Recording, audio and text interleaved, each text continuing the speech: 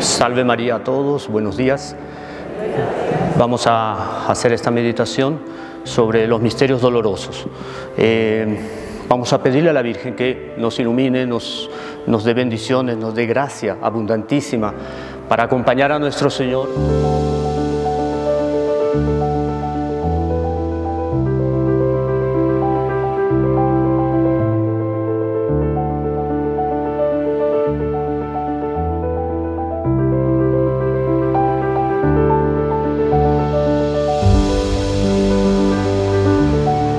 Qué mejor tema, qué mejor temática, pues, que esto, la pasión de nuestro Señor, lo que costamos nosotros, nuestra salvación. Entonces vamos a hacer esta pequeña oración pidiendo esa gracia, pidiendo esa fuerza, esa iluminación. La meditación la hace cada uno de ustedes. Ustedes van a meditar. Yo voy a dar los puntitos, pero es cada uno de ustedes que va a imaginarse. Vamos a utilizar ese don, ese talento que Dios da a todo el mundo, que se llama la imaginación. Y así como imaginamos, tenemos sueños a veces locos, a veces no tan buenos, otras veces sueños así, castillos en el aire. Vamos a coger esa imaginación y vamos a figurarnos, vamos a presentarnos, a representarnos como en una pantalla de cine gigante que es el interior de nosotros.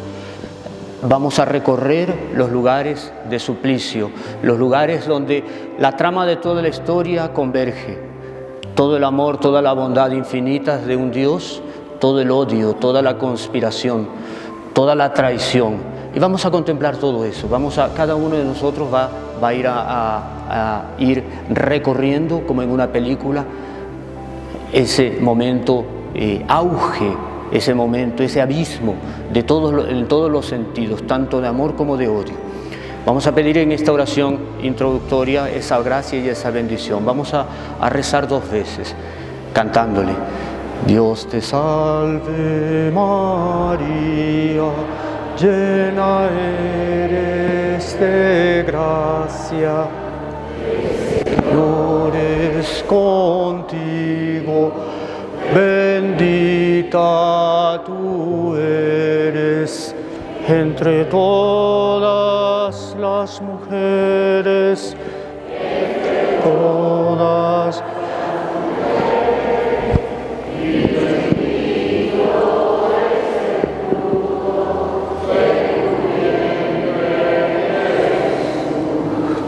Santa María,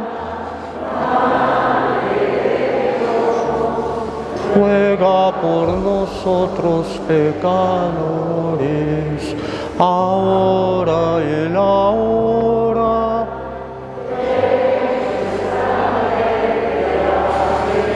de Jesús. Amén, Jesús. En el nombre del Padre, y del Hijo, y del Espíritu Santo. Amén. Como composición de lugar, cada uno va a figurarse la ciudad santa en la noche, en la madrugada. Estamos en la madrugada del jueves, la noche del jueves, en la madrugada del día viernes. Nuestro Señor acaba de ser tomado preso por los sacerdotes, por los verdugos, y es llevado. Ya todos los apóstoles, todos los discípulos habían huido, espantados, llenos de terror, llenos de miedo, lo habían abandonado, y estaba solo nuestro Señor. Y lo vamos a imaginar encadenado, con las manos atadas, esas manos que habían hecho el bien atadas, porque no querían que siguiese haciendo el bien, y lo llevaban a la luz de las antorchas hacia un lugar. El primer lugar que va nuestro Señor es la casa de Anás, que era el suegro de Caifás, que era en ese año el sumo sacerdote, el jefe, digamos, de todos los sacerdotes. Estaba reunido ahí todo el poder constituido, y eran ellos que habrían de juzgarlo. Y primero llega a la casa de Anás. No hay muchos datos sobre ese paso así transitorio, pero luego va donde Caifás.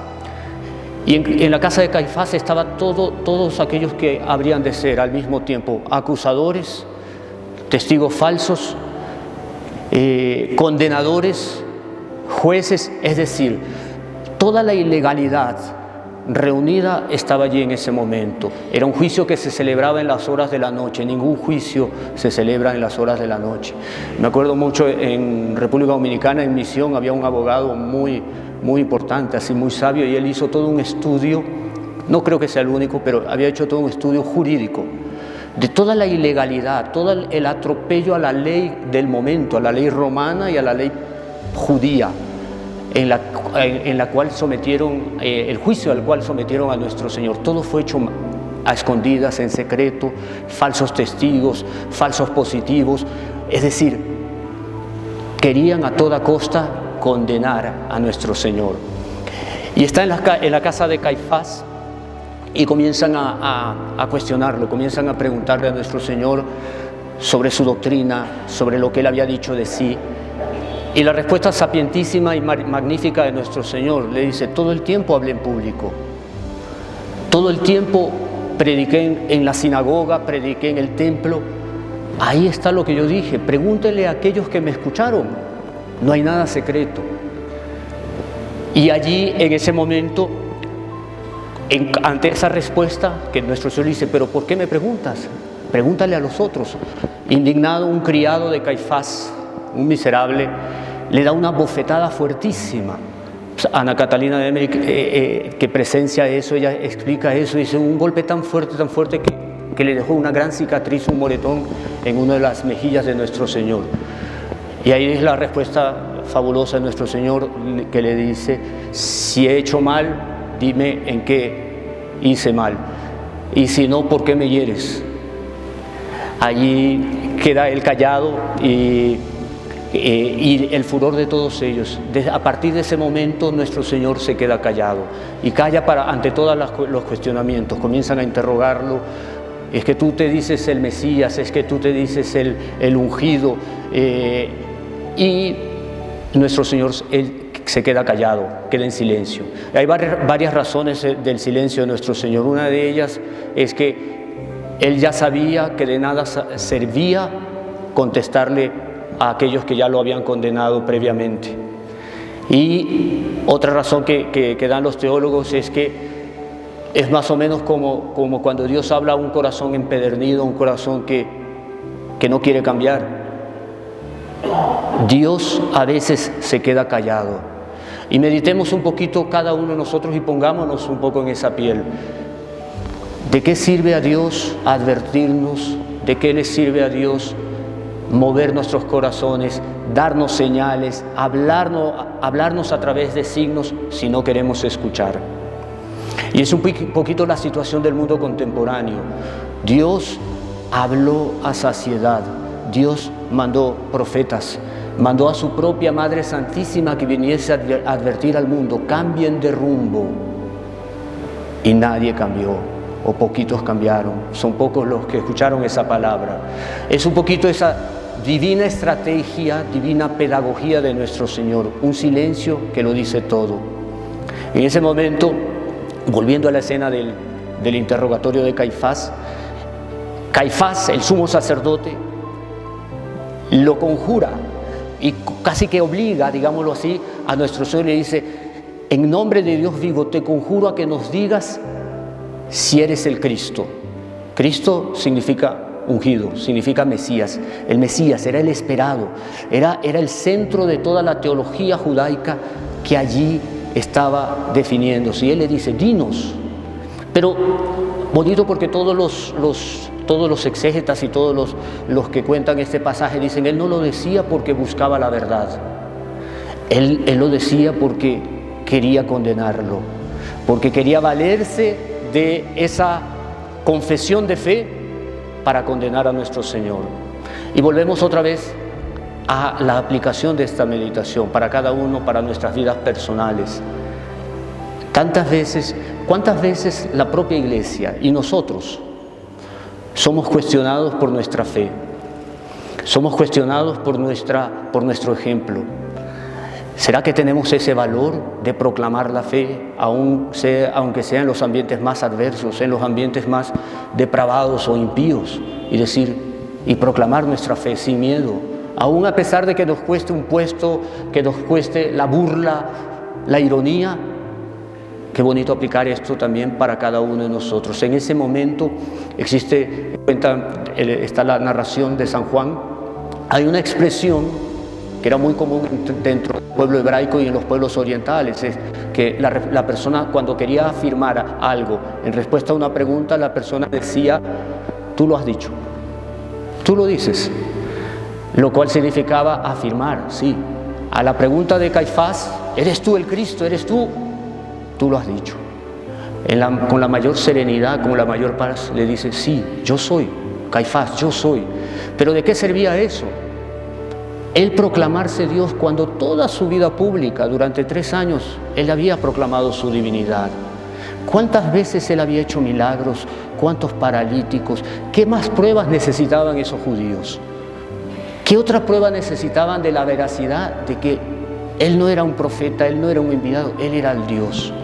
Él era Dios, él era el que venía a redimirlos, pero ellos no, ellos estaban enceguecidos, ellos querían condenarlos, ellos ya habían decretado, porque recordemos que esta semana que pasó vimos eso un poquito, que en ese milagro portentoso, ¿no? Cuando resucita a Lázaro, que era como que el auge, ¿no? de la vida pública de nuestro Señor. Resucitó a un hombre público, porque Lázaro no era un cualquiera, era de las familias más importantes. Él, Santa Marta y Santa María Magdalena eran los ricos del lugar y eran muy queridos por nuestro Señor. Y no solo eso, 3 días de muerto. Y no solo eso, Lázaro, cuando nuestro Señor le dice: Lázaro, sal. Él estaba vendado, porque el rito judío mandaba eso, se vendaba a la persona, se le ponía en un sudario, y él no solo resucita, es que camina así, vendado, ciego, y sale. Y ahí el Sanedrín, la sinagoga, no toleraba, dijo: no, hay que matarlo. Y está en las narraciones evangélicas, dice: hay que matarlo, porque nos va a dividir todo esto, y es la perdición de nosotros, porque ellos no estaban, era la falsa iglesia del momento. Ellos no querían a nuestro Señor, o sea, por más pruebas que les daba, ellos estaban ciegos. Y en este momento en que el sumo sacerdote, o sea, el representante de la iglesia, en ese instante le dice: ¿eres tú el Cristo? Sí, tú lo has dicho. Era la proclamación que ya no era necesaria. Entonces, qué interesante poder ir haciendo y discurrir sobre todos estos puntos de nuestro Señor, estos puntos de la pasión de nuestro Señor. Hay otro puntico que es interesante. En ese mismo momento, en el lado de afuera, mientras se establecía esta pantomima de juicio, estaba el apóstol, el Papa. Ya había sido instituido Papa. Estaba San Pedro en el lado de afuera.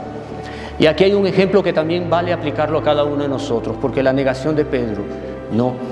Dice, hay un discípulo de San Pedro que es San Clemente, y San Clemente, que fue Papa después, no sé si el segundo, tercero Papa, era discípulo.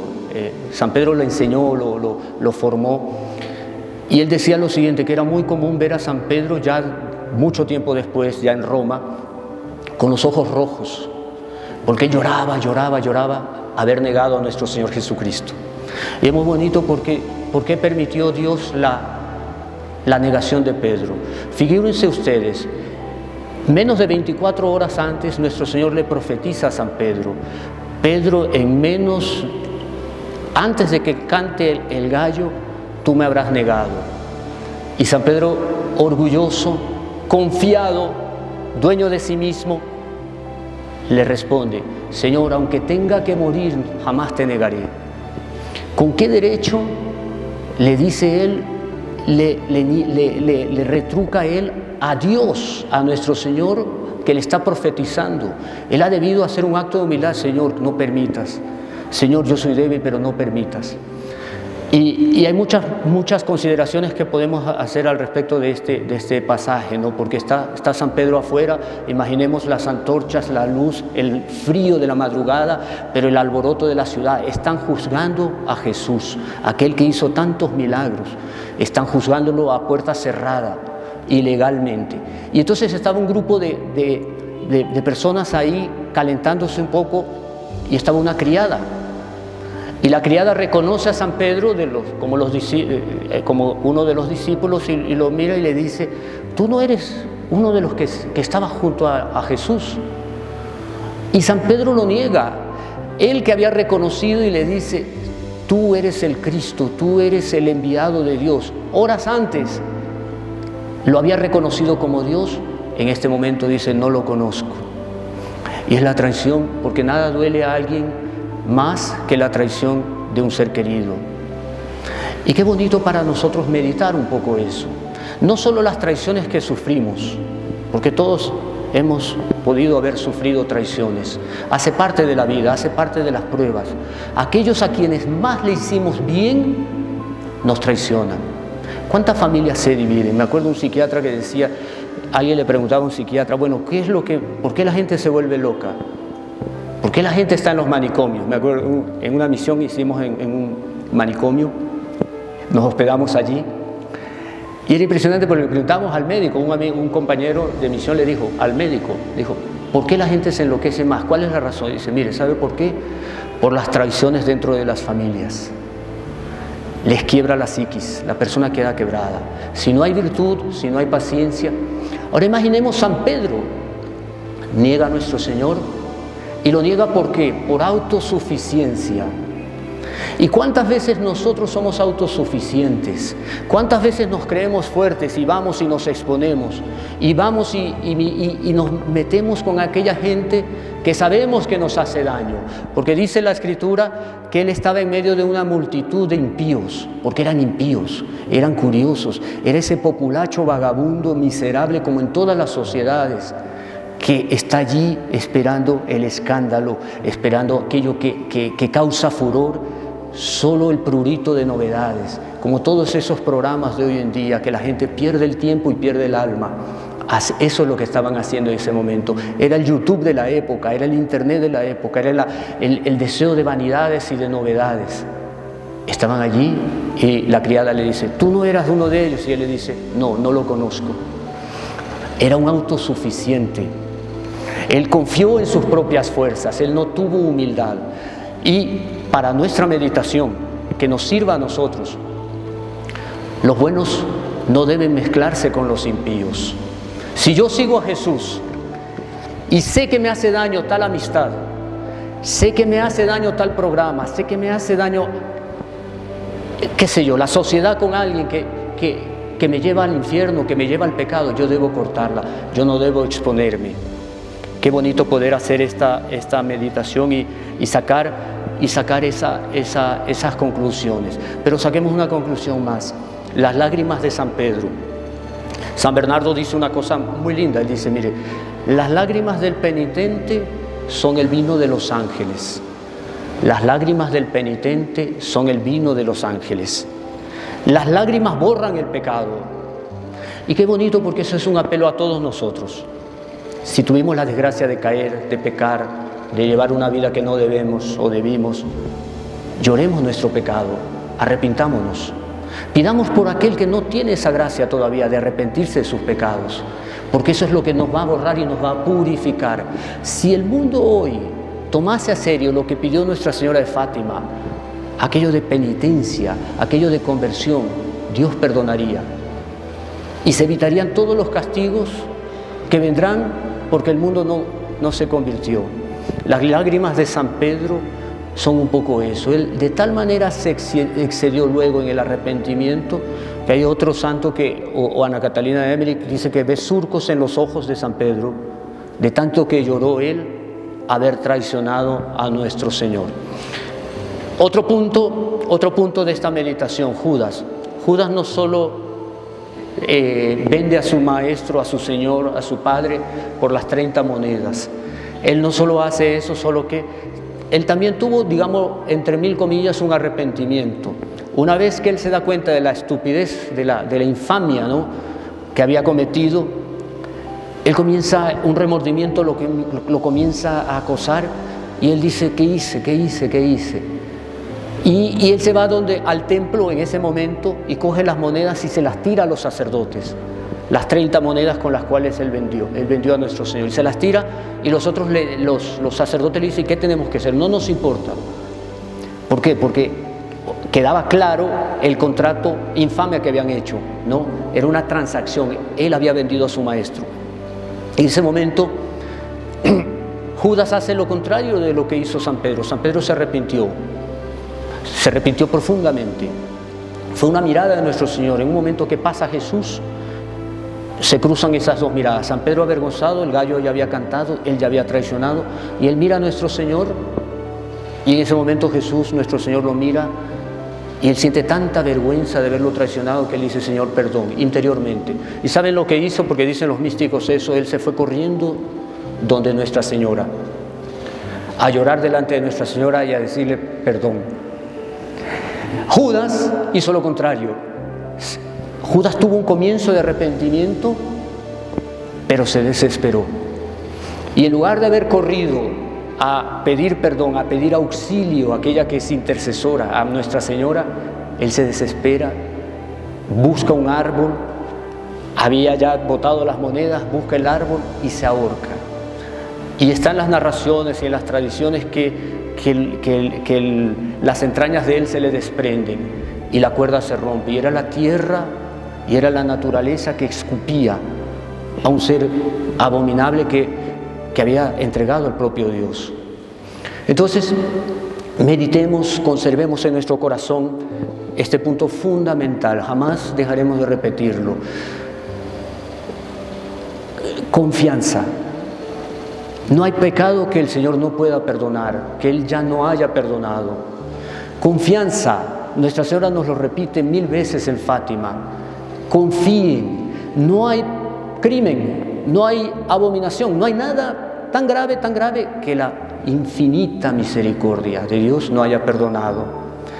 Y veamos esto, mire, hay dos abismos que se confunden en este paso de la pasión, y qué bonito que en estos días santos ustedes puedan rezar, meditar el Vía Crucis, los pasos, las estaciones, las 14 estaciones, y vayan meditando cada punto, y vayan reparando, y vayan diciéndole al Señor: Señor, esto tú lo sufriste por mí. Y San Bernardo dice lo siguiente, en uno de los escritos fabulosos, él dice esto, ¿no? ¿Qué le debemos a Dios? Le debemos todo. A Dios le debemos todo. No hay nada que tengamos que no nos lo haya dado Él. Entonces, Él que se dio de una manera tan absoluta, ¿cómo no le voy a dar todo yo? Entonces, Él dice también otra cosa linda, dice, no, Dios para crearnos fue solo pensarnos. Desde toda la eternidad, Él pensó en Juan, en Paula, en Marta, en Pedro, en todos. Y Él pensó y listo. En el momento dado, la persona nació y nos infundió el alma. Pero ¿saben qué? Para salvarnos es al contrario. Para salvarnos Él tuvo que encarnarse, tuvo que padecer, tuvo que ser escupido, tuvo que ser traicionado, tuvo que morir. Eso costamos nosotros. Le debemos todo a nuestro Señor Jesucristo. Y volviendo al tema de la confianza, confianza sí, porque en los días actuales de tanta cosa loca que uno ve, ¿no? Tanta mala noticia, tanta depresión, tanto suicidio, los índices subieron de suicidio, la economía, tanto caos, tanto drama interior, ¿no? Tanto drama, tanto problema interior, tantas carencias a veces, enfermedades tal vez, tantos logros no sucedidos, tantas frustraciones, y uno dice: Señor, no tengo fuerzas a veces. Tener esa confianza de que si Él vivió, padeció, murió, fue por salvarnos. Y tener esa confianza que nada pueda conmover y seguir el ejemplo de San Pedro.